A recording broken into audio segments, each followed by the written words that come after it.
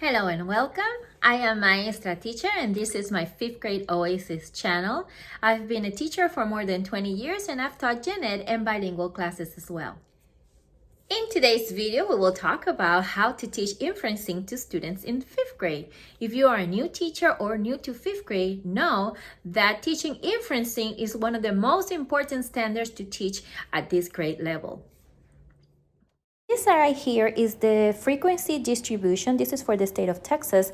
It's a document that states how many times each of the standards have been tested in the past 5 years. And as you can see here, circled in red, inferencing has been tested more than any other of the standards. It has been tested 45 times in the past 5 years in comparison to the other, which have only been tested 13, 14, less than 20 times. Inferencing means that you need to use your prior knowledge and experiences together with text evidence and all the clues in the text in order to make a guess about what is happening, because authors not always write explicitly everything there. You have to take a guess based on, again, your experience and the different clues to try to figure out what's going on. I will be showing you then how I do my inferencing classes for 5th grade using the I do, we do, and you do teaching model.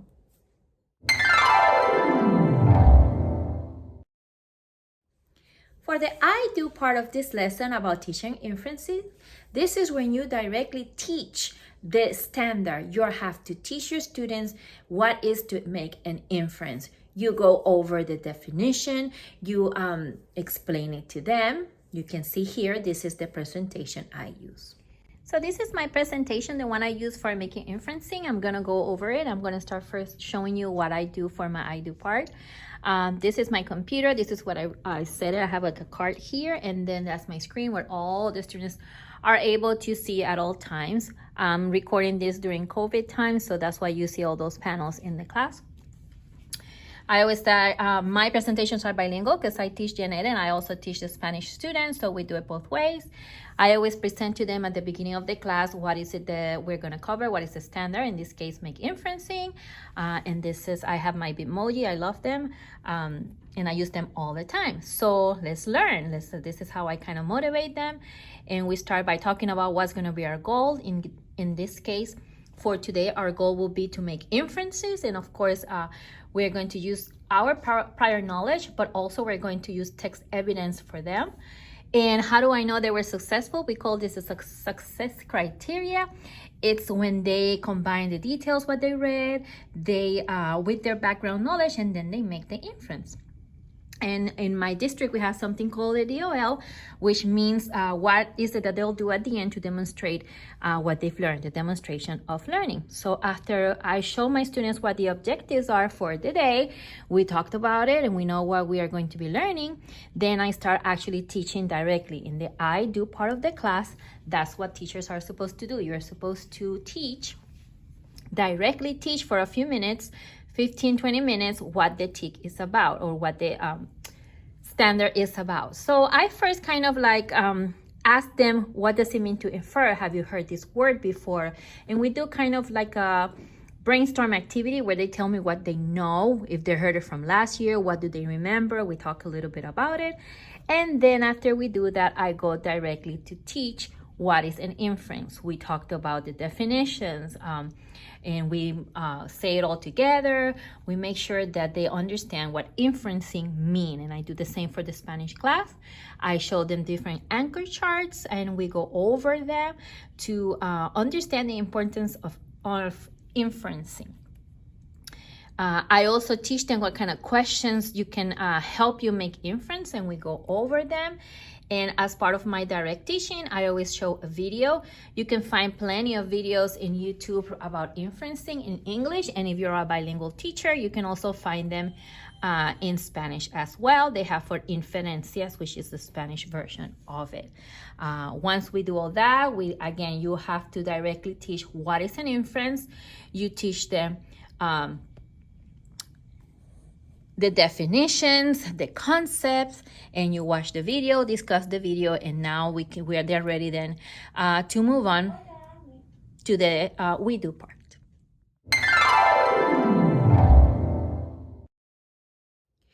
For the we do part of the lesson, this is the part of the lesson where you, together with your students, are going to practice doing inferencing. You will present to the class different paragraphs, and you can do it together with them.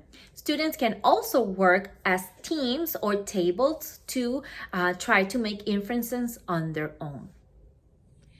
For the we do part, the part that you work together with the students or the students work together in their tables, this is now that you've presented the concept and directly taught it, then you're going to go ahead and start practicing.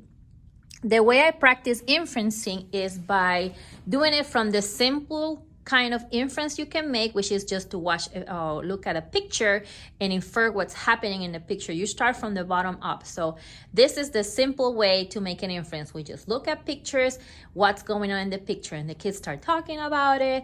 They start participating. Oh, the person fell down. How do you know what happened to the papers? Oh, the papers fell down because they're all over the floor because it fell down. What is this yellow sign? Oh, I know this yellow sign is for caution, and so on. So you try to infer that the person fell down because he probably slipped. How do we know this? From our own life, and they talk about it. And then you do the same with different pictures. Again, from the bottom up. They see a picture, they start laughing, and I ask them, why are you laughing? Oh, she don't want him, and so on. So they start making all this inferencing just by looking at the pictures. And from this concept will later on translate to reading. I go with different pictures. They can talk about it in their tables or with me and so on. So after we're done looking at all the pictures, then I tell them, okay, so you get the concept. Now let's do this in reading. How do we do it when we're actually reading a paragraph? And that's when we practice then using the first paragraph. This one is called Entertainers of the Middle Ages. We read it out loud. We first start paragraph by paragraph. For example, paragraph number 1 says, during the Middle Ages, there were no cell phones, television, video games, or movies. So how were people entertained? We can do our first inference there and then can start thinking, okay, how can you be entertained 1,000 years ago when they didn't have all that? And it's very interesting that kids enjoy doing this kind of inferencing. Then you read paragraph 2, we make more inferences. You can write them down on the side so they can see. You can underline and model for them how to find it and how to use it.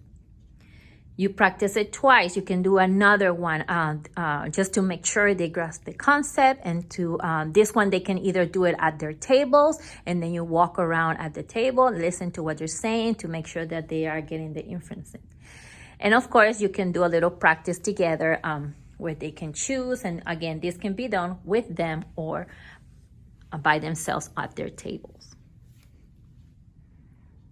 And this is the Spanish ones.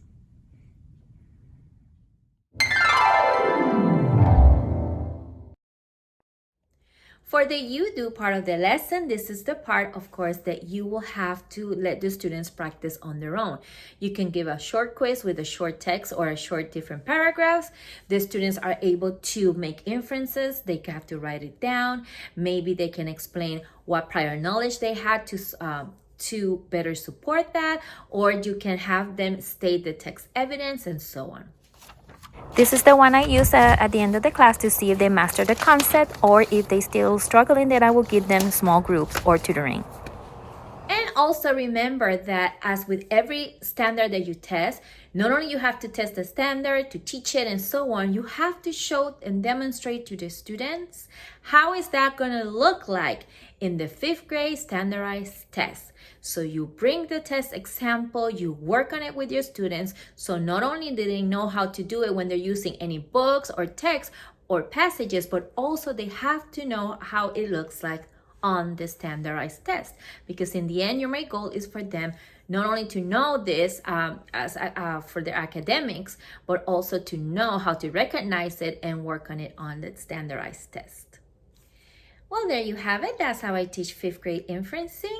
I would love to know how you do it, so please write a comment down below. Subscribe to my channel. Thank you so much for your support, and I'll see you in my next video. See you soon.